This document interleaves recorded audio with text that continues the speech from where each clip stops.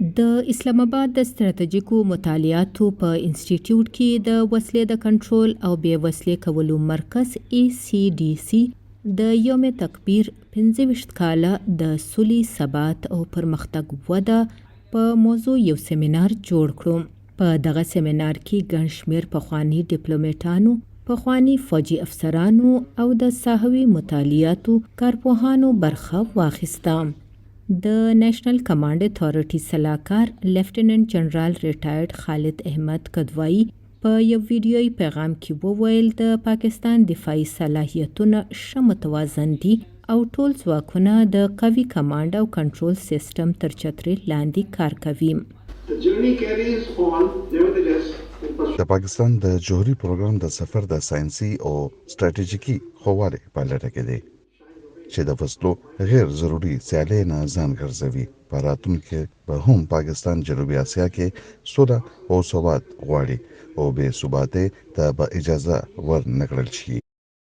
د جوهري پروګرام د تحفظ په اړه که څه هم پاکستان دعوی لري چې د یو مضبوط کمانډ اینډ کنټرول نظام لاندې محفوظ دی، البته د نړیوالې ورورولۍ له اړخه وخت په وخت د پاکستان د جوهری پروگرامونو په اړه اندیشنې څرګندېږي.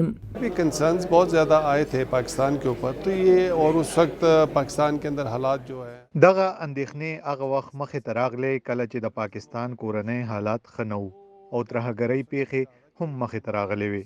البته د جوهري وسلې حفاظت د پاکستان په خپله ګټه دی.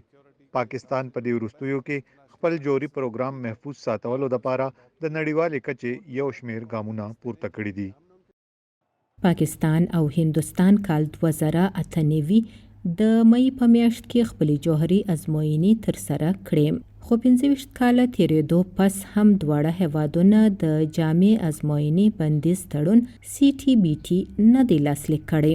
پاکستان او هند که څه هم د اټومي وسلو د نه خپرېدو تړون NPT له چوکاټ څخه بهر دي، خو دواړه جوهري قوتونه ځینې قانوني مسؤلیتونه لري چې له امله د دوی ملکي اټومي پروګرامونه د نړیوال اټومي انرژي ادارې IAEA تر محافظت لاندې دي.